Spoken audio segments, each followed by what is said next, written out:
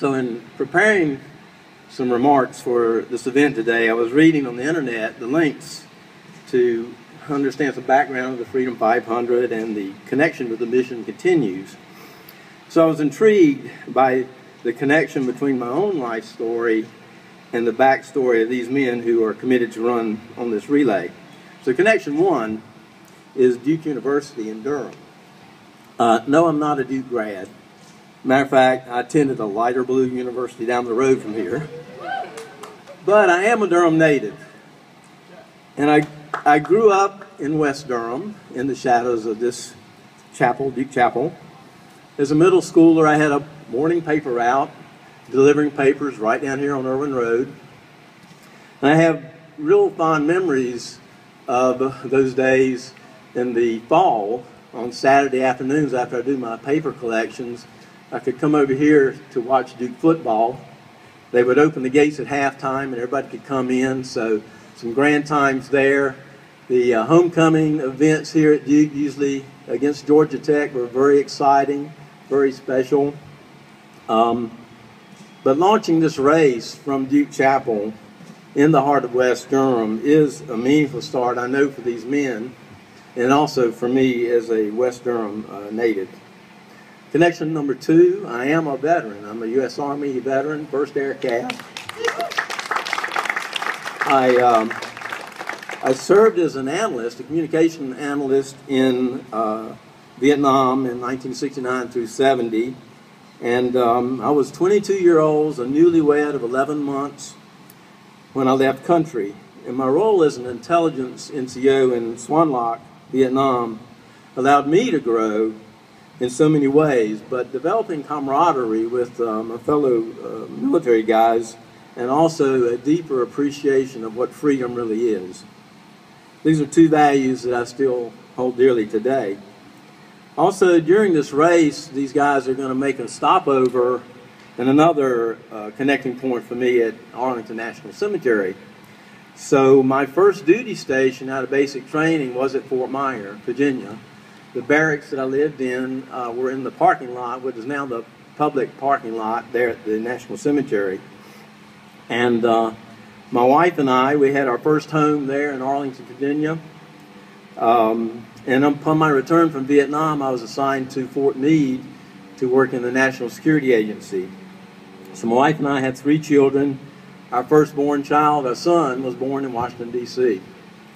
So you can see National Cemetery, Washington, D.C. have a great meaning for me, but they also are significant contributors to our nation's heroes and a great focal point for this race, a stopping point.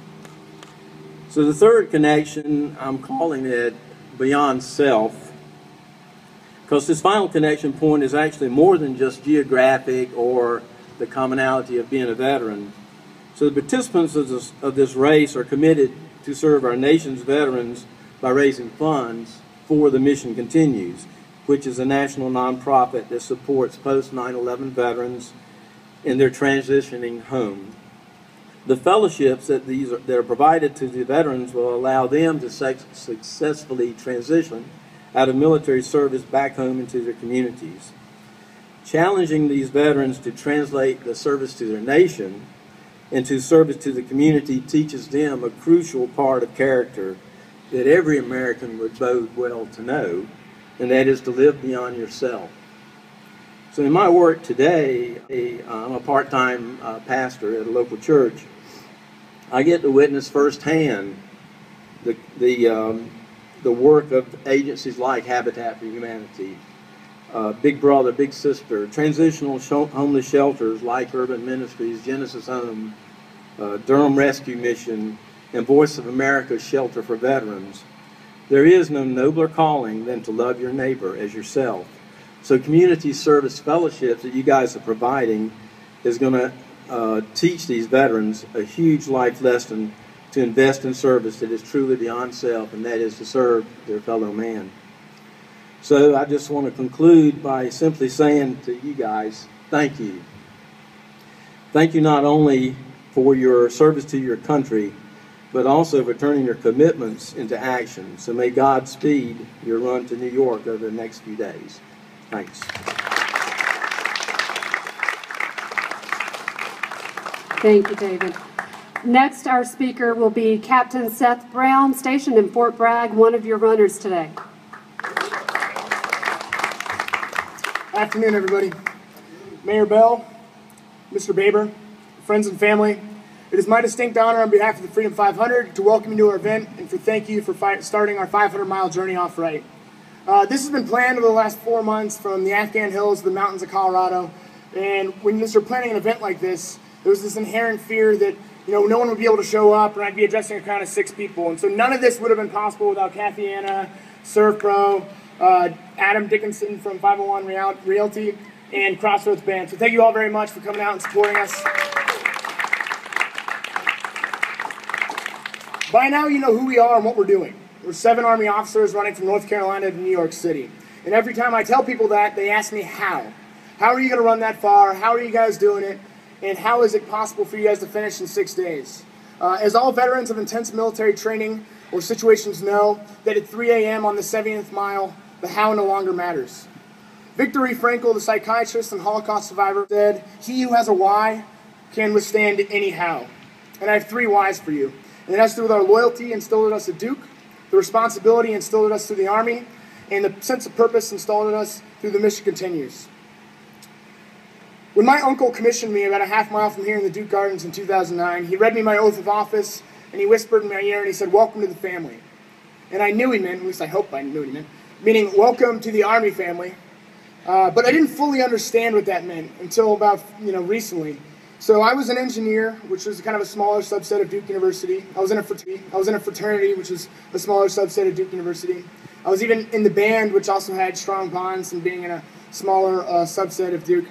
But when I got an email from 4 months ago from Phil, after one of his soldiers sustained injury in Afghanistan, and he said, "I have an idea for a physical endurance event to raise money for veterans. Who's in?"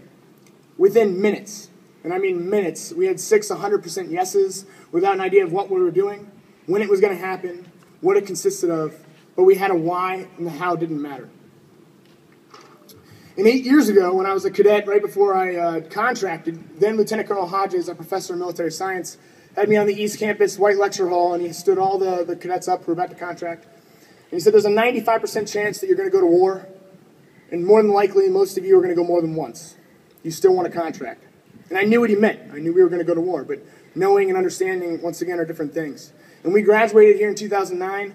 This morning, when Matt landed here, it's the first time that all 7 of us have been in the same state, let alone the United States, since I think we left Duke. So it's a pretty meaningful thing for us.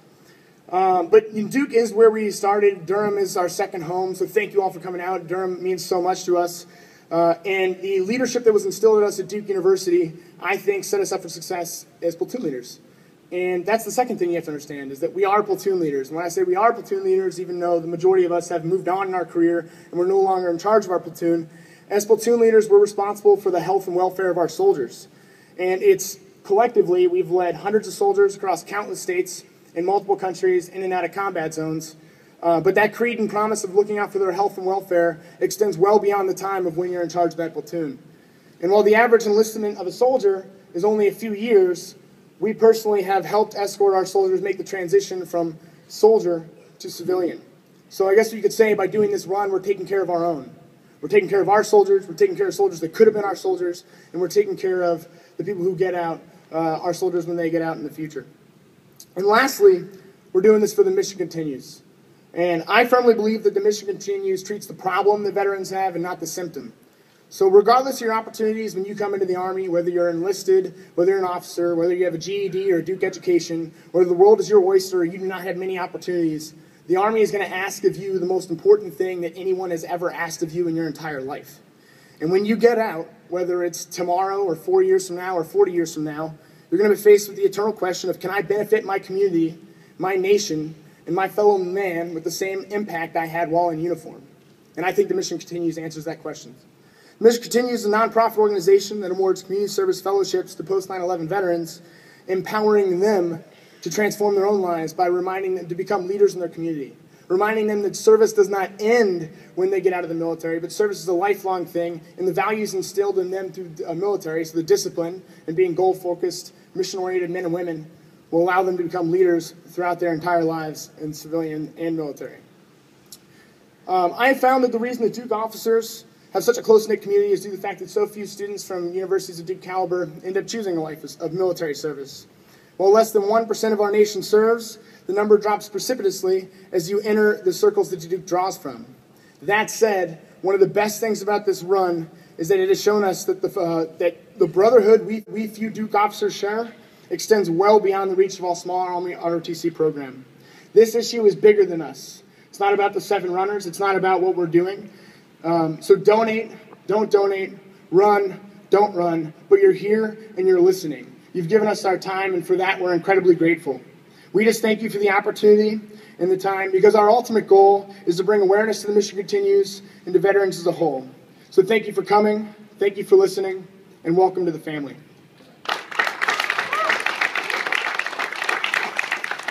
Great job, Seth. And now really quickly, I just want to introduce you to the soldiers in case you haven't met them today, our real-life heroes. Phil Cotter, Michael Meehan, Pat Thompson, Seth Brown, Matt Jones, John Harless, and Kay Steele.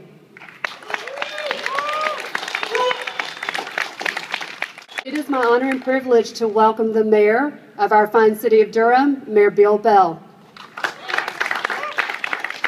Cathy. Well, it's an honor to have the opportunity to serve as the mayor of the city of Durham. And it's really a great honor to be here to represent the city council and citizens of Durham to express our deep gratitude and thanks to these 7 young men. And all graduates from Duke University are now serving our country as active duty soldiers and creators of the Freedom 500. It's a special piece for me because I'm a former ROTC student at Howard University, my alma mater. I'm a former United States Army officer, so I appreciate vastly what you guys have done and continue to do for our nation. Needless to say, you've shown great character and concern for your fellow man. In doing so, you've set a great example for all of us to follow. In honor of your efforts in raising awareness for our veterans and your campaign to help support the nonprofit, The Mission Continues, I, William V. Bill Bell, Mayor of the City of Durham, North Carolina, do hereby proclaim August 11th, 2013 as Freedom 500 Day in Durham. And I hereby urge all of the citizens to take special note of this observance because of the courage and dedication of these young men, the courage that they've shown for their country and their fellow soldiers. And I'd like to present this proclamation and congratulate you, and may you have safe travels as you begin your 500-plus mile journey to One World Trade Center in New York City. And you can take this proclamation not as you run, but as you put it in the van. Okay, thank you.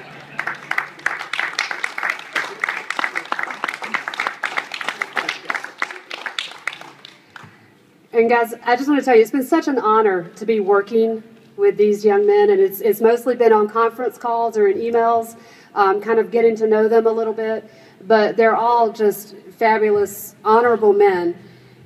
And having said that, I want to read what our governor has written for them, and I will read it exactly as he's written it. Whereas servicemen and women readily display extraordinary acts of courage and patriotism as they defend freedom and democracy with full awareness of the dangers they expose themselves to.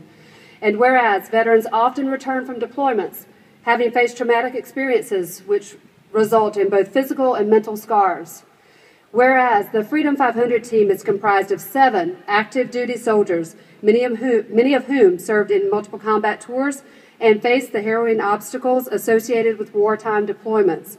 And whereas the Freedom 500 team's efforts are selfless in promoting the welfare and care of their brothers and sisters in arms. And whereas the Freedom 500 soldiers are running a 500-mile nonstop ultra relay to raise awareness and benefit United States veterans. And whereas Seth Brown, Philip Cotter, Kay Steele, John Harless, Matthew Jones, Michael Meehan, and Pat Thompson are honorable soldiers in the United States military. Now, therefore, I, Pat McCrory, who could not be here with us today, Governor of the state of North Carolina, do hereby proclaim August 11th, 2013 as Freedom 500 Day, not only in the city of Durham, but in the state of North Carolina. Congratulations.